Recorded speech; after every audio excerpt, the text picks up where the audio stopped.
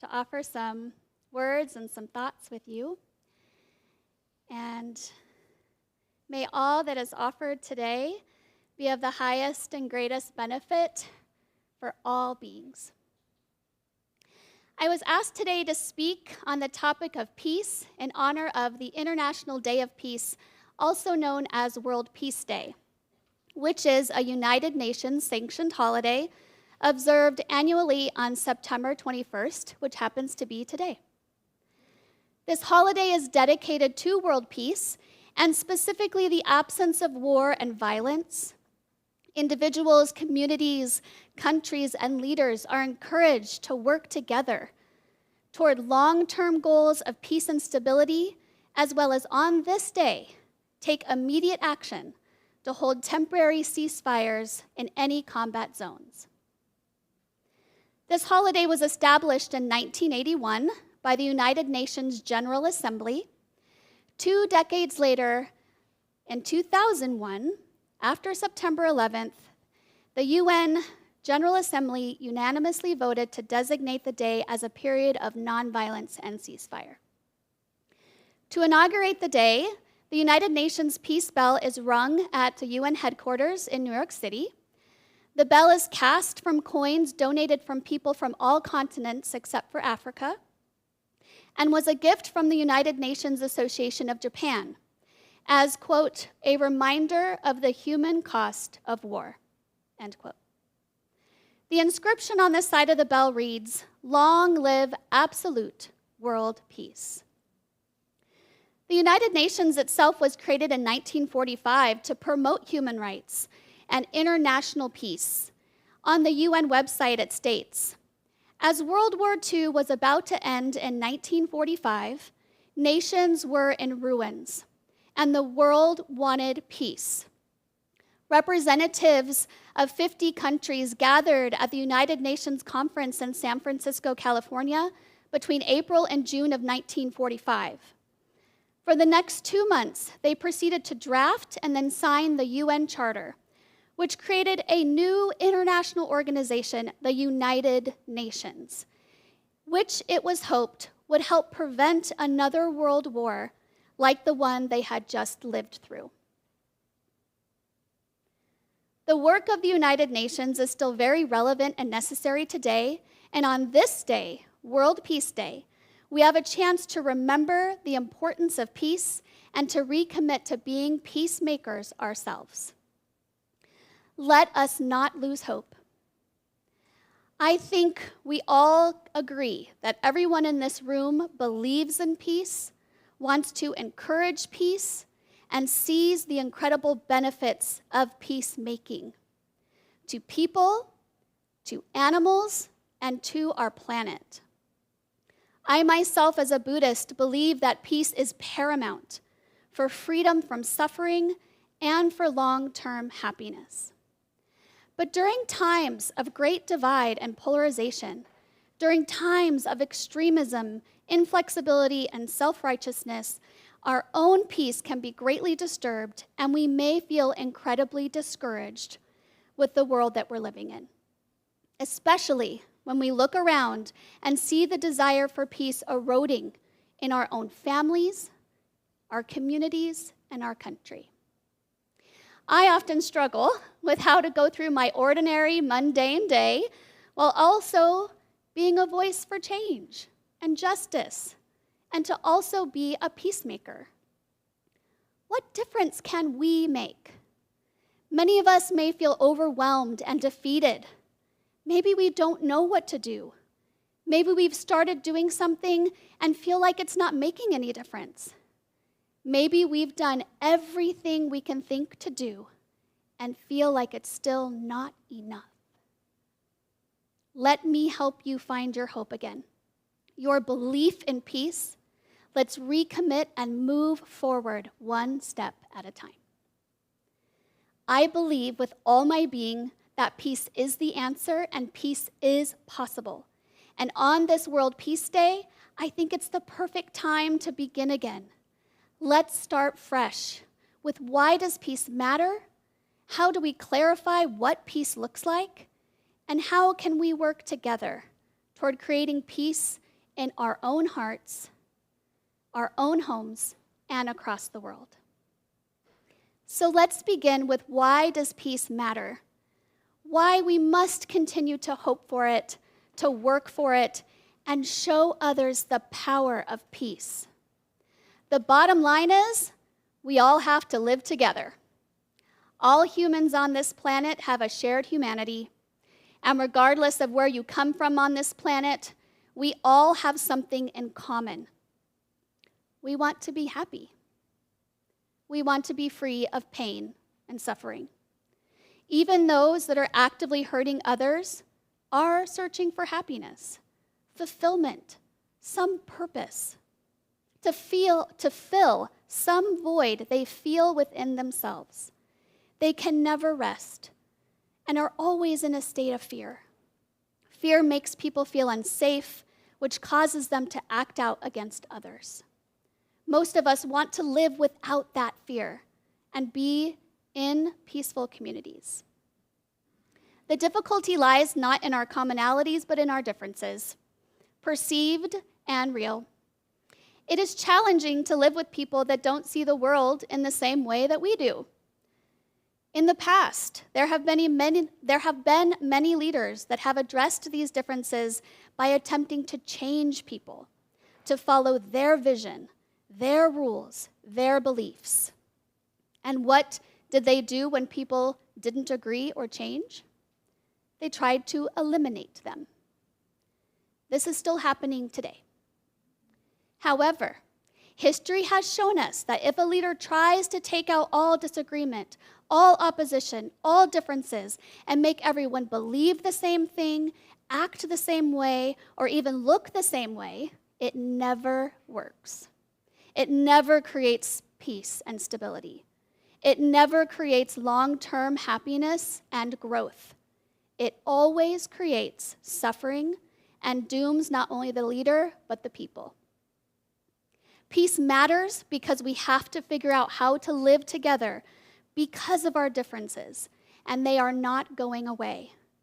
I'm going to stretch and say that I think our differences can actually help us all grow and become even better people than we were before. We can live together despite our differences, and this is summed up beautifully by His Holiness the Dalai Lama, who said, "Peace does not mean the absence of conflicts. Differences will always be there. Peace means solving these differences through peaceful means, through dialogue, education, knowledge, and humane ways. The real destroyer of peace, inner and outer, is fear and distrust. Fear develops frustration, frustrations develop into anger, anger turns into violence. There needs to be an understanding that anger never helps to solve a problem. It destroys our peace of mind and blinds our ability to think clearly. Therefore, world peace must develop from personal peace. Peace is not just a mere absence of violence. Peace is the manifestation of human compassion and understanding. So, let's renew our faith in the work of peace, because it's the right thing to do, and it's the only thing to do. It is the way forward. Now, when we look at peace, we must remember that peace is not one solid thing that's permanent that we somehow can arrive at. We don't either have peace or we don't. Peace is always a balancing act, always a skill that we need to work on, always a garden that needs tending to. And we can foster and grow this peace on many layers.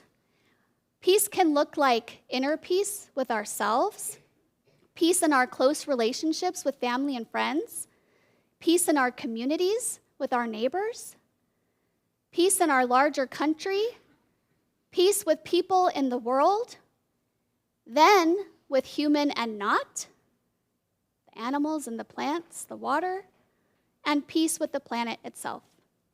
Within these layers, we can find many ways to invest in peacemaking. When we feel overwhelmed or discouraged by all the bad in the world, we may not know where to begin. Or maybe we read something that has fired us up, and our anger and fear are sparked, and we are ready to run out there and tear it all down. But as peacemakers, how do we work with that fiery energy and bend it toward goodness and peace? The truth is that hate is easy. Anger is easy. Division, easy. Hate can make us feel powerful and in control. But hate and division are illusions, and they always lead to greater suffering and violence for everyone. It's important to remember that peace work does not look like anger or the us-them narrative. Peace work comes from a place of peace and inclusion. In the 1980s, Thich Nhat Hanh saw that there was, quote, a lot of anger in the peace movement, end quote. He said, if we use and match the same energy that is coming toward us, we create more anger. We cannot diminish anger with more anger. You can only extinguish anger with calmness, love, and understanding. You can put all the bombs on the moon, but if you do not uproot the bombs in people's hearts, war will continue. And this is coming from Thich Nhat Hanh, who is a Vietnamese Buddhist monk who experienced the horrific effects of war on all beings and the earth during the Vietnam War. This is someone who was in the middle of the war and saw that there was no way out of the conflict if the seed of peace is not planted inside of the people. But I will admit, even as a long-term Buddhist practitioner, taking care of our anger and developing peace is not easy, especially when we are overwhelmed and living in a reactive world. We are all feeling unsafe and confused, and we easily start reacting to everything. Things right now feel like an emergency. But even in an emergency, what are we told not to do? Panic. Don't panic. Stay calm. If we think of our situation as being in a boat with a bunch of other people during a storm, we must remain calm. If the boat starts taking in water and everybody starts panicking, we will surely sink. But it takes just one calm person to help settle everyone down. That is why we, as an individual, can stop and be that person to calm things down. We are all connected and our actions affect others. We need to allow ourselves the suspension of reaction to really understand and see what's happening. Peace looks like pausing, breathing, touching the goodness in ourselves and in our world, and then acting from a place of insight and self-control. Another way that peace looks is to be mindful of our words and thoughts. People think violence is only in physical acts of aggression, but violence begins with our thoughts and in the words we say, and then into our actions. When we're in conversations with others, listening to the news or reading stories, we can practice checking in with ourselves. This is called mindfulness in Buddhism. What thoughts are going on in our head? What things are we saying out loud? Is there fear-based, angry thoughts and rhetoric present? Peace is committing to reframing those thoughts and communication through using nonviolent dialogue as much as possible. There's an excellent book that explains in detail how to do this. It's called Nonviolent Communication by Marshall B. Rosenberg, and I highly recommend you give it a read. Lastly, peace looks like repairing after a disagreement or conflict. This can also be viewed as forgiveness. We can all think of a personal example where we've had a conflict with someone. It's the little agitated moments that build and build and build. If we focus on all that a person has done wrong and all the way they have hurt us or others, peace toward them is not possible. Forgiveness does not mean condoning actions. It means accepting that this person is still a human being, worthy of dignity and respect, and is hurting on some level. We allow for a fresh moment of understanding and a softness to enter our hearts. This forgiveness makes room for coming together, for dialogue, for creating a new way forward. This is what the offertory song was about. Healing happens all around. We can take care of our anger, our fear, our pain, so that we may be able to help and heal and come together even with those we are in conflict with. This then develops compassion, which is a necessary component of peacemaking. And lastly, let's talk about how exactly we can work toward peace, personally, communally, and globally. I encourage you to consider that everyone has different responses in the face of crisis and how they want to work toward peace. The way we help does not look the same as someone else. We cannot compare how we respond with those around us or expect others to take action in the same way that we do. We must know our own capacities. There are those that step up as leaders, organize, and lead. There are others that follow, tell me what to do, and I'll be there. And then there are others that need to retreat, not as a way of ignoring, but of handling their own reaction before they could possibly help others. Here are some actionable steps that you can take right now to be a peacemaker. Start here with mindfulness. Get clear with yourself. And we're going to do this now. So I invite you to sit up in your chair, close your eyes, feel the solidness of your feet on the ground. As you breathe in deeply. As you breathe out, say the word peace inside your mind. In,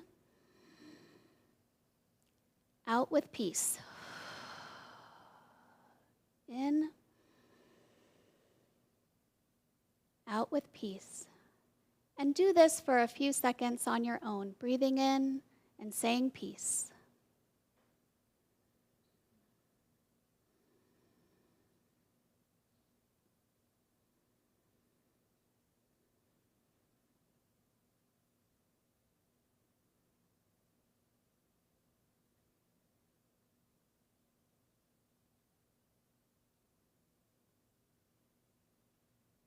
And let's take one more breath in together.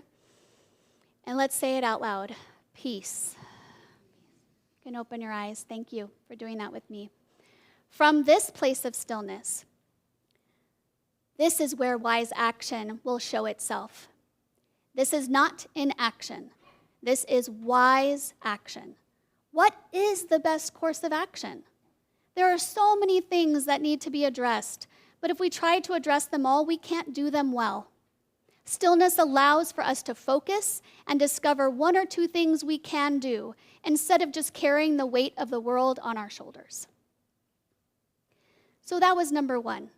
Get clear in here. Check in. Number two is self-care.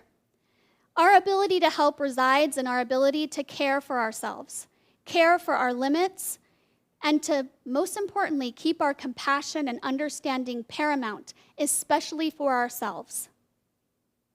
Fill your cup so that you are nourished and you are able to give. It is not about doing more. It is doing the right thing well. Number three, find your joy. Only touching the anger inside of us is a dark place to dwell. There is always goodness among the bad. You must find pockets of joy among the suffering so you don't get defeated and lose hope. Happiness is always possible. Begin by simply bringing a soft smile to your face. Remind yourself of a beautiful moment, a beautiful place, a beautiful experience. Find the joy, touch the joy. And finally, find a place to make your impact. Now, the UN's website has a lot of ideas for fostering peace. there is an actual site for World Peace Day itself with a whole list of links and things that you could do to take action. So I highly recommend you go to the website, the UN website and the International Day of Peace website, and take a look and see what their suggestions are. You can also search for organizations locally, nationally, and internationally that speak to you. Many of you already participate in organizations, and we thank you for your work. Please continue it. And you can also start right now, in this room, and also in our own neighborhoods. Get out into your community with the eyes of a healer. Healing truly can happen all around. As you pass people, you can think in your mind, peace. Peace. See a face and think peace. One of my favorite thought leaders is Brené Brown, and you should look her up because she's wonderful. And she is an Episcopalian, and she said that one of the real reasons that she attends church is to engage in the sacred practice of passing the peace. By shaking hands with others, especially others that she might not agree with, and saying, "Peace be with you," this reestablishes our human connection with others. It doesn't matter who they are or what their beliefs are, how they differ from us. We can always wish each other peace by shaking hands or just saying it in our minds.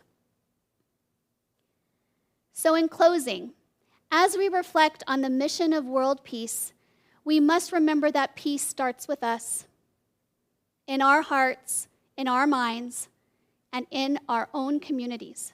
We must focus our energies on taking care of our own anger and return to our own peace in order to demonstrate peaceful thinking and living, so that those around us can see that peace matters. And peace matters because we all have to live together. We rely on each other. The work you do matters. How you show up in this world, it matters. The hope you hold on to and every step toward peace you take matters. I thank you for your courage, for your caring and loving heart, and for walking this path of peace alongside me. May we walk in peace. May we be peace and build peace. And now I'd like us to wish each other peace. So if you wouldn't mind, please rise. Look to your neighbor, shake their hand, and say, "Peace be with you." Peace be with you.